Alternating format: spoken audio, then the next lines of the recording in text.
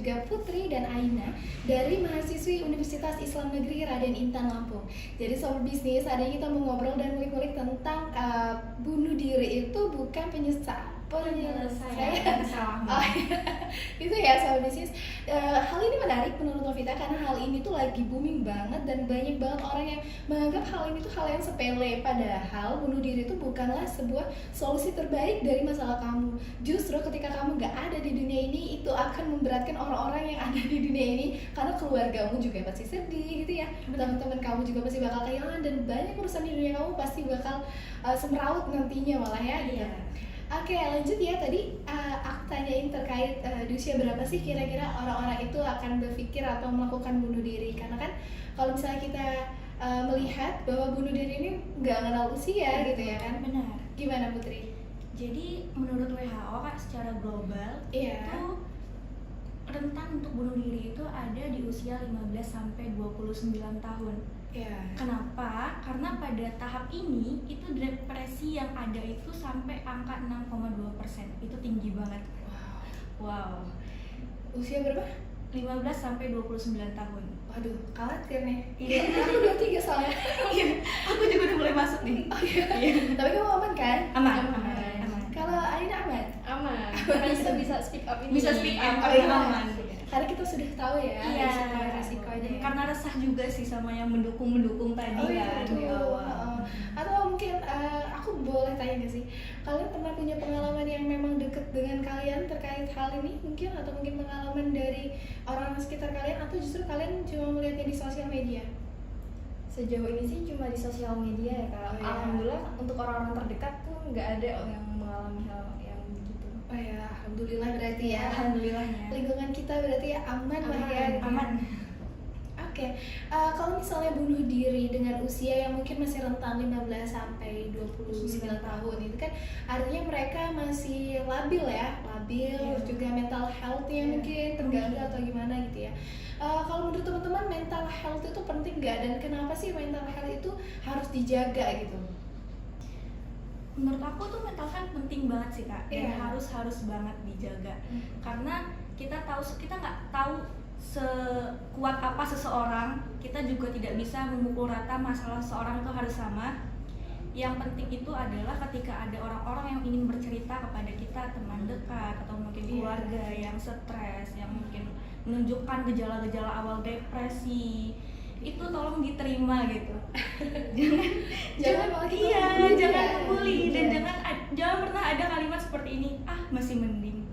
Aduh, itu jadi mereka yang udah mulai berani untuk speak up akhirnya malah ngedown lagi, malah memperburuk kondisi mentalnya gitu sih Kak. Benar-benar kadang tuh kita tuh suka curhat ke teman kita, terus teman kita kayak lu mah mending kayak gini, kayak gini.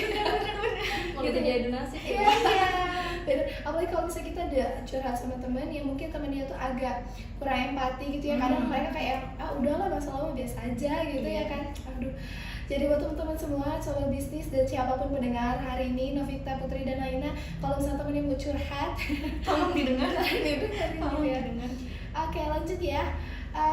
Kalau misalnya dari teman-teman, menurut teman-teman nih, gimana sih cara kita mengatasi yang namanya depresi? Karena kan kalau bunuh diri itu pasti dari yang namanya depresi, terus dia merasa tidak diterima gitu kan, dan mental health-nya terganggu. Mungkin dari teman-teman ada mungkin cara mengatasinya mungkin? Cara pengelolaan depresi itu dengan pengelolaan stres dulu ya Kak. Mulai dari kayak bisa tuh ngelakuin hobi-hobi atau sesuatu yang kita senengin, atau refreshing. Nah kalau misalnya hal itu nggak bisa, kita bisa tuh mulai curhat tadi kan. Karena dengan cara kita berbicara tentang masalah kita dengan orang terdekat, itu benar-benar bisa mengurangi masalah kita, meskipun orang yang kita ajak cerita itu nggak bisa tuh ngasih saran atau nasihat solusi. Tapi itu tuh masih bisa ngurangi rasa stres kita. Jadi keterbukaan kepada orang lain itu perlu sih Kak untuk mengurangi depresi. Oke, aku tuh pernah juga ya dengar, dan bahkan aku sering baca kalau katanya orang yang depresi itu butuh teman dekat, dan butuh orang yang dia percaya. Termasuk pacar nggak? Termasuk. Jadi pacar itu adalah peran penting ya. Benar. Boleh pacaran nggak nih tadinya? Aduh, gimana ya? Dalam perspektif Islam ya. Kita lagi berbicara tentang perspektif Islam. Oke. Kalau misalnya ngomongin soal pacar atau pasangan, mungkin kita bakal lebih terbuka. Biasanya kalian jomblo? OTW enggak kayak lama banget ditembakin. Aduh waduh, siapa yang lagi dengerin tolong ditembakin Putri. Oke, apalagi kalau misalnya kita punya pacar yang mungkin teman dekat kita gitu ya, yang sayang sama kita, yang peduli sama kita, itu pasti bisa ngurangin apa ya, beban-beban kita lah. Even kayak kita cuma curhat doang sama dia, pasti dia bakal dengerin kita banget gitu ya. Karena kita sama orang tua kita aja nggak canggung gitu ya. Oke, lanjut ya teman-teman. Oke, masih siap? Siap. Oke, kalau berbicara tentang depresi atau mental health, ini kan kalau kita berbicara tentang orang lain itu sangat luas ya. Kita sekarang berbicara tentang orang terdekat kita. Gimana sih caranya kita untuk men-treatment teman kita atau teman terdekat kita supaya tidak ada yang namanya depresi? Mungkin dari teman-teman ada yang mau dikasih tahu saran mungkin? Saran untuk orang yang sedang depresi itu sebenarnya cuma satu kak, yaitu cuma hanya berkomunikasi. Ketika orang itu lagi depresi, itu cuma butuh mendengarkan atau didengar. Nah, caranya kita itu ya cukup menjadi pendengarnya aja dengan mendengar seluruh kesahnya dia. Seperti yang saya tadi bilang, cukup jadi pendengarnya aja. Walaupun ada nasihat, ya berikan nasihat. Kalau misal dia memang nggak butuh nasihat, ya udah cukup dengerin terus kasih pelukan itu penting banget loh kak bagi orang yang depresi. Oke. Jadi langkah awalnya itu adalah komunikasi. Iya. Oke, kemudian kita juga harus jangan menghakimi. Benar, jangan. Iya, karena kalau misalnya kita cerita nih sama teman kita, terus teman kita bilang, lu sih, gitu kan, jadi kayak, gue salah. Kayaknya gue salah nih cerita nih. Iya, gitu. Oke. Karena orang yang depresi itu merasa bahwa dirinya tuh lemah banget. Nah, makanya kita ada buat mendengarkan itu membuat dia tuh jadi kuat dan mungkin kalau kamu tuh nggak selemah yang kamu pikirkan. Benar. Mood booster. Iya, mood booster. Aduh, mood booster lagi nih. Anyway, mood booster kalian apa? Makanan atau Someone else. Oh my god. Lagi-lagi ya. Lagi. Berarti kalian physical touch banget. Iya. Kayaknya semuanya digarap deh kan. Semuanya language ya. Language. Oke. Kalau misalnya depresi itu kan artinya dia punya tingkat kepercayaan diri atau mungkin tingkat emosional dia yang kurang gitu ya. Kalau misalnya berbicara tentang depresi itu kan pasti sesuatu hal yang dia tutupilah dari kita, dia tidak berani terbuka sama kita gitu kan. Ini relate dengan yang namanya insecure mungkin ya. Setuju. Nah, kalau misalnya kita garis bawahi bahwa yang mengalami depresi ini adalah mereka yang mengalami ketidakpercayaan diri atau insecure gitu. Lalu ada nggak sih caranya buat teman-teman nih? Sepakat ya, tapi kalau misalnya orang yang depresi itu karena dia tidak percaya diri dan timbul rasa insecure. Sepakat. Oke, jadi gimana sih caranya kita untuk mengatasi ketidakpercayaan diri kita atau tingkat insecure kita itu? Sebenarnya balik lagi sih kak, masalah insecure itu ada karena diri kita sendiri. Betul. Kita selalu menjadikan orang lain itu sebagai tolak ukur kita, sebagai tolak ukur kebahagiaan kita. Orang lain dapat goals A, kita harus A. Orang lain B, kita harus B. Banyak, apalagi sekarang standar kecantikan. Oh my god. Di Indonesia cantik harus putih, harus tinggi, harus langsing, harus kayak jadi Blackpink. Jadi kan kita tuh selalu menjadikan orang lain sebagai tolak ukur kebahagiaan kita. Nah itu sebenarnya yang harus dirubah. Stop menjudge diri sendiri gitu. Stop nuntut diri sendiri untuk lebih. Mulai sayangin diri sendiri aja. Cukup dari kamu untuk jadi kamu gitu. Stop menghakimi diri sendiri sih kan intinya. Oke, tapi kalau misalnya kita ngomong gini kayak kamu tuh harus percaya diri gitu ya, kamu tuh nggak boleh insecure. Tapi pada nyatanya tuh numbuhin kepercayaan diri itu bukan hal yang mudah nggak sih teman-teman kan? Iya. Terus juga sampai sekarang masukin tahap depresi. Nah kalau misalnya udah ada di tahap ini nih, langkah awal apa sih yang bisa dilakuin sebagai korban dari mental illness gitu, atau mungkin korban dari bullying, atau mungkin dia yang merasa depresi mungkin? Nah itu kembali lagi tuh kak ke Komunikasi. Lagi-lagi komunikasi sama kayak jurusan kita nih. Komunikasi. Iya. Oke. Mungkin dia ditemenin terus gitu Iya. ya, karena kan kalau misalnya dia terus-terusan mengalami hal yang kayak merasa sendirian gitu ya, atau mungkin dia ngerasa kalau dia tuh nggak dihargai gitu ya. Jadi berarti kalau misalnya dia harus punya teman, dia harus merasa dihargai, artinya dia punya circle. Sebenarnya circle itu nggak selalu negatif loh kak. Iya. Circle itu nggak selalu negatif. asal kita bisa melihatnya dari sudut pandang yang positif, itu bisa menjadikan kita juga positif. Pinter-pinter milih circle. Artinya berarti teman-teman setuju ya kalau circle-circle itu juga bisa membawa pengaruh baik gitu ya? Bisa, tergantung circle mana yang dimasukin. Aduh ya Allah ya Allah. Dari tadi kita udah ngomongin tentang psikologis. Kalau misalnya dari perspektif Islam ya, menurut teman-teman gimana sih tentang bunuh diri itu? Tentang bunuh diri ya Kak, balik lagi. Gini deh, saya deh sebagai seorang muslimah gitu, percaya bahwasanya gak ada tempat yang paling baik untuk mengadu selain kepada Yang Maha Kuasa. Betul. Setuju ya, kita semua setuju. Dan juga kita udah dari segi psikologis, kita udah ikhtiar ibaratnya. Nah, ikhtiar ini gak akan all out kalau nggak kita barengin dengan yang namanya tawakal. Iya benar. Ya, jadi antara hablum minallah sama hablum minannasnya harus sesuai, harus Masya Allah. Jadi ya gitu, kita harus percaya bahwasanya Allah itu ngasih cobaan ke kita, bukan berarti Allah nggak sayang. Allah itu percaya dan yakin bahwa kita kuat dan kita mampu melewatinya. Allah itu nggak akan deh ninggalin hambanya dalam kondisi terpuruk, itu nggak akan. Jadi logikanya gini, kalau Allah aja percaya dan mampu kamu kuat melewatin segala masalah yang diberi, lalu kenapa kamu ragu? Masya Allah, oke. Betul banget ya, betul banget. Oke, kalau saat ini kita lihat banyak sekali ya orang yang ngalamin depresi, terus itu sampai menyelesaikan dengan cara mengakhiri hidup. Jadi gimana tanggapan dari teman-teman semua terkait hal ini? Kita kalau bahasin tentang agama Islam, karena kan kalau misalnya kita tahu ya kalau bunuh diri itu nggak akan diterima sama Allah, gimana itu? Ya, karena kalau orang yang depresi itu kan satu-satunya cara itu dengan cara bunuh diri, pengen cepat dan instan. Tapi sebenarnya itu bukanlah cara yang tepat. Nah, caranya bagaimana?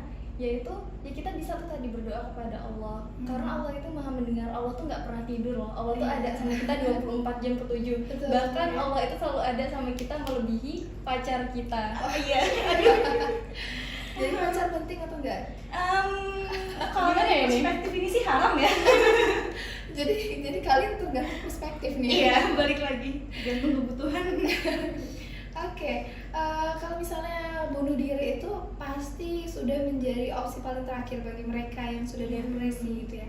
Karena mungkin mereka tidak merasa diterima dan mereka mungkin merasa kalau mereka itu sendirian dan sia-sia gitu ya. Aku mau kasih pertanyaan ya dan jawab ya. Mana yang lebih pedih gitu, menyesali pilihan atau nggak punya pilihan sama sekali terkait hal ini? Sebenarnya nggak ada yang namanya nggak punya pilihan. Karena hidup itu adalah tentang pilihan. Contohnya gini, kita lagi jalan, ketemu dua jalan yang bercabang ya, kanan dan kiri. Lalu kita bingung milih yang mana. Akhirnya kita putar balik. Apakah itu dinamakan tidak punya pilihan? Jawabannya enggak. Pilihan kita adalah putar balik. Iya, itu juga pilihan. Gitu balik lagi, kita mengubur mimpi kita atau bahkan kita mau melanjutkan mimpi kita, itu adalah pilihan. Tapi apa pilihan yang terbaik? Sebaik-baiknya pilihan adalah pilihan yang bisa kita pertanggungjawabkan. Betul. Iya. Begitu kurang lebih. Karena sebenarnya tuh mata kita itu sangat terbatas kan. Mata kita tuh nggak bisa ngelihat apa sih masa depan kita tuh bagaimana. Benar. Jadi yang kita lakuin sekarang ya hanya itu, semangat. Kita juga nggak bisa menangkap makna sikapnya Allah itu bagaimana. Oke, Masya Allah banget ya ini. Aduh, cewek-cewek zaman banget. Masya Allah, kesempatan. Oke. Anyway teman-teman, aku pernah dengar kalau setiap apapun yang kita lakukan itu udah menjadi jalannya Allah dan itu sudah menjadi takdirnya Allah. Dan apakah bunuh diri itu adalah pilihan dan apakah itu menjadi takdirnya? Jawabannya iya.